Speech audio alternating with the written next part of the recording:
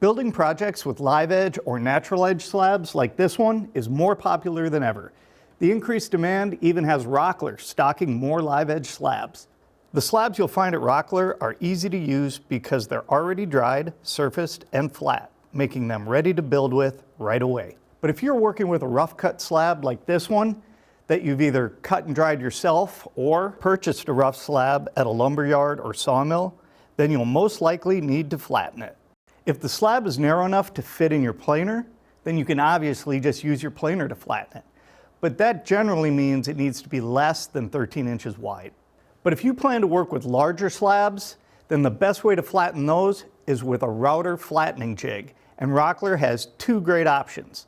The benchtop board flattening jig is perfect for smaller boards and slabs up to 18 inches wide, like cutting boards, shelves, or small tables. And the full-size slab flattening jig will handle everything from small slabs up to slabs that are 28.5 inches wide. Great for larger tables and projects. Both jigs function in generally the same way. A pair of bottom rails are attached to a base. These rails must be parallel and level with each other.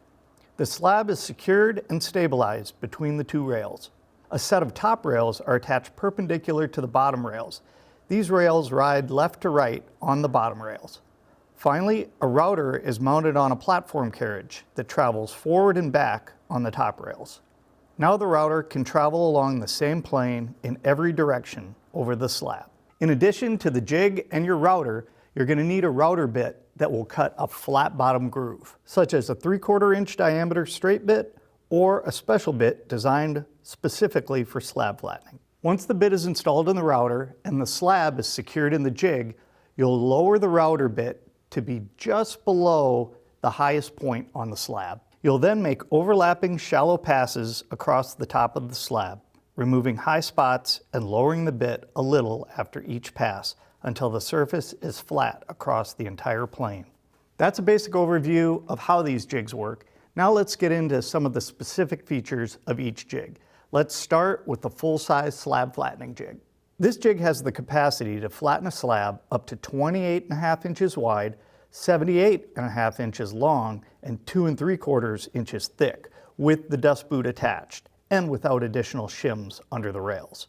The carriage features 4 ball bearing wheels that glide it left and right on the bottom rails, and 4 ball bearing wheels that roll the router trolley forward and back. The carriage secures to the cross rails of the trolley with spring-loaded pins, so it won't inadvertently lift off. A rubber-coated horizontal handle on the carriage provides a comfortable grip and keeps hands away from the cutting area. The trolley also features a friction pad that reduces left or right movement as you route across the slab. When you finish a router pass, you simply release the friction pad and move the carriage on to the next pass. The removable router base plate securely connects and disconnects to the carriage, making it easier to disassemble and move the router without also having to lift the entire carriage. And the removable dust boot connects to a 2.5 inch dust hose to clear the wood chips. Now let's take a look at the smaller benchtop board flattening jig. This jig must be mounted directly to a work surface that is at least 25 inches by 40 inches. The clear router base plate is pre-drilled for mounting most mid-size routers. The router carriage glides left and right across the bottom aluminum rails on low friction reinforced plastic pads. And the reinforced plastic router sled glides forward and back across the carriage rails. Now let's hit on a few tips for flattening slabs with either one of these jigs. First, the slab must be secure and stable on the base surface. Use shims or spacers to fill the gaps and support the slab wherever it is not in contact with the base. Once the slab is stable, then secure it in place with clamps or hot glue. Second, set your router to a medium speed and make slow, steady passes across the slab. Third, before you begin, inspect the slab for any embedded metal objects. You never know what may have become embedded in a tree over the years. A metal detector is the safest way to check your slab.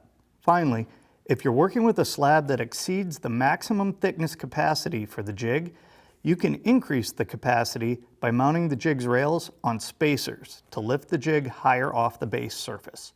Working with live edge slabs is a fun option for many projects. And these two slab flattening jigs open up a world of options in terms of the wood species and sizes of slabs you can use.